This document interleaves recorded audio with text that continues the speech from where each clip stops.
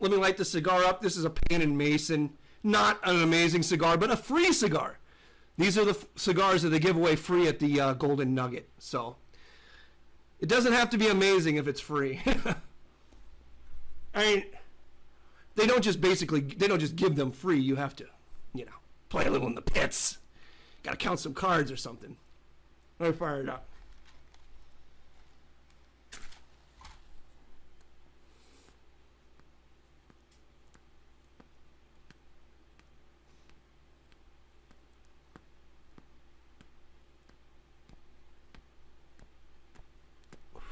I know the people in the archives fucking hate listening to me puff on the cigar. That's why I like it so much.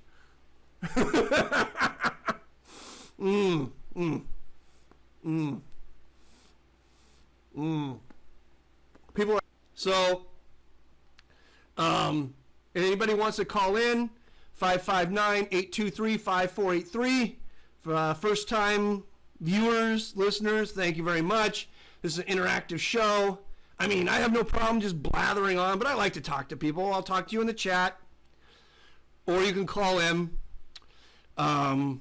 If you missed part of the show, you go to liveatthebike.com, and it'll be in the archives there. The archives are free if you enter PokerSesh when you sign up. PokerSesh. So that's all I can tell you about that. But feel free to call in. I like shooting the shit. I like to make sure the phone's working right. I like to do all that stuff. 559-823-5483. I'm hoping to see Mr. Bezad Tarani when I go to the World Series. I'll be there in late June. I don't play tournaments, but I just go to see my friends. I don't know why you haven't been modded, Crypto Charles. I don't mod people. I think we already have enough mods. I mean, I don't know how that shit works, and I'm not going to get started now. Call in, you can ask me. I was at a beer fest over the weekend while everybody else was playing the Colossus. The Firestone Walker Beer Fest, amazing beer fest. If you're into beer, it's the best beer fest you will ever go to. And I picked up some rare stuff. I got this here, Sour Opal. I like sours. I'm into sours. I'm big on sours. So I'm going to be cracking this open. You know it's high class when it's got the cork. Very, very high class. So I'm going to open this high class beer right here.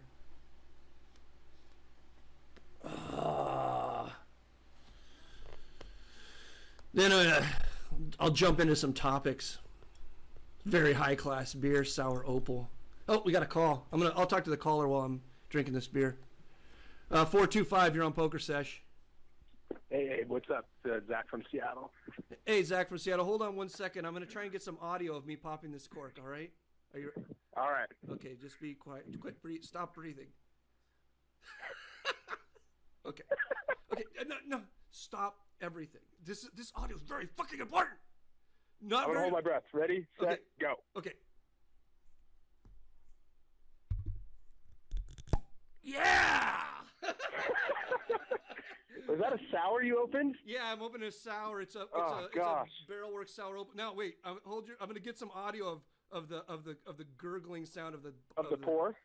Oh yeah, we're gonna get this pour. Go for it. Oh, that sounds good. Oh, there we go. Cheers, everybody. Slow down. Cheers. Slow down.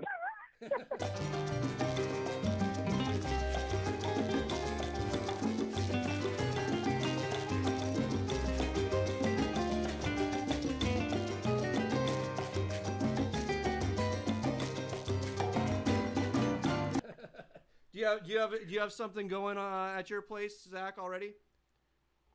Do I? No, just hanging out at a coffee shop. I wanted to call and ask you about that game I kind of mentioned to you, the berry patch that I found. Okay. So I know how to stay in the game. I know how. I mean, of course, I've played for a while. But how do I cultivate the game? How do I grow the game? How do I get them to play another day a week? Because they only play a couple days a week right now. Right. And the game is. I mean, for as low as the game is. Right. The game is nuts. It's nuts. I mean, I had to wait 3 hours to get in the game the other day. Right. And so they only play 10, 20, and 15, 30 on the Hold'em. Right. And in the 3 hours that I sat there, they bought 9 extra rocks from when the game started. Well, 201, I took a count. I mean, it's kind of nuts. 201, you're on the air. Just chill for a second. Is that cool? I'm talking to Zach here, 201. Go for it. Take your time, man. Okay, so Zach, here's the thing. It sounds all good to bump the game up, but you got to be worried. Well, I don't necessarily want to bump it up.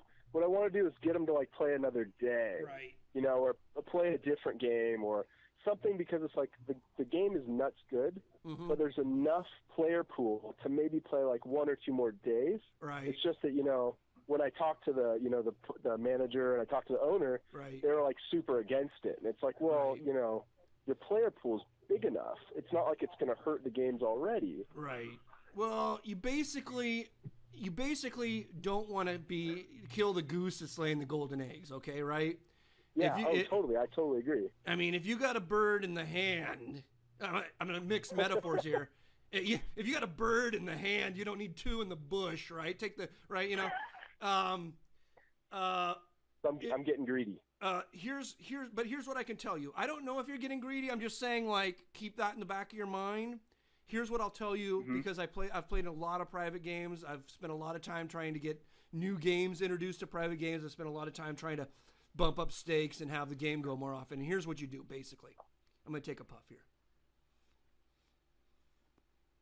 Basically, if you want to, you know, flip the script, if you want to change the paradigm, there's a golden hour for that. It's basically it's more than an hour, but basically the golden hour for changing the paradigm of a private game starts when the game gets short.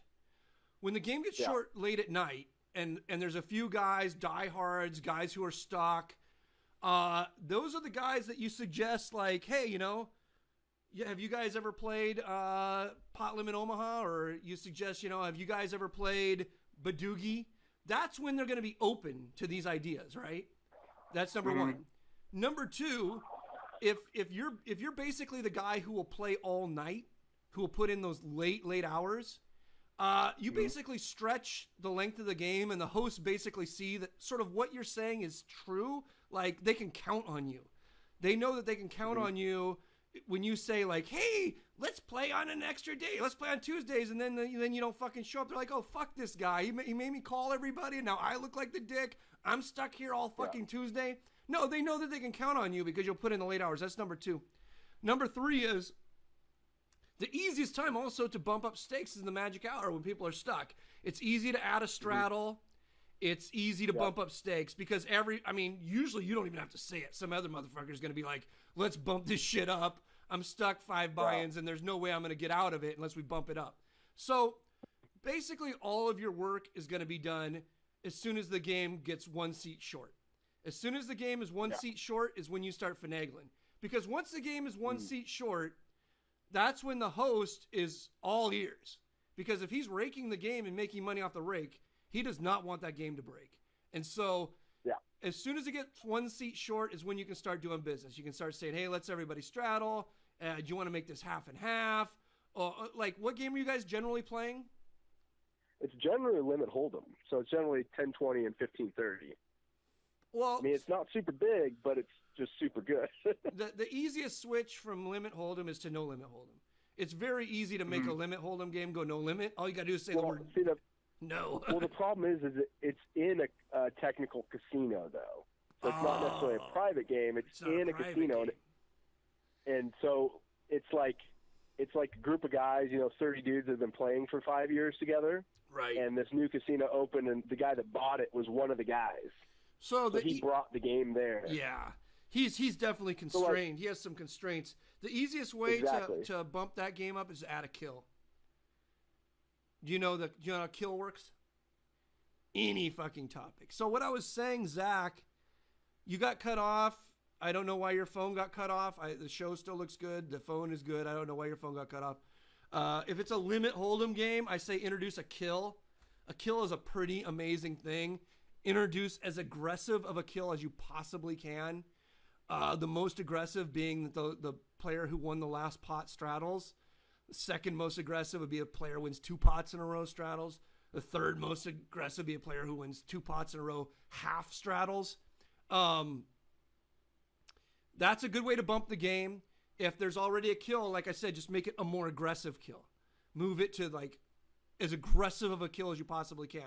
Like whoever loses has to double straddle. Or whoever wins, I mean, not whoever loses. Did I say loses? Did I say loses the whole time? Whoever wins. A kill is just basically like just destroys bad players. Because here's something a lot of people don't know. I mean, the listeners of this show obviously know this. People come from 2+2 probably know this, but bad players win more pots than good players. So when you have a kill, it mainly crushes bad players because the good players sitting there playing, I'll give like stats or whatever, like the good players sitting there playing something like 25-15 or something. The bad players sitting there playing like 65-4. The guy who's playing 65-4 is going to win a lot more pots than the guy playing 25-15 probably, but he is going to lose a lot more pots too. And the pots he wins are going to be small, and he's going to have to keep putting out the kill. And he's not, and the losing players play absolutely the worst with the kill because they always defend their kill. Like 100% of the time. I've never seen a losing player not defend his kill. So, that's basically the advice I can give you. God, this sour is so good. Anybody want to call in? 559-823-5483. See, it's not that scary. It's not that scary. Call in and shoot the shit.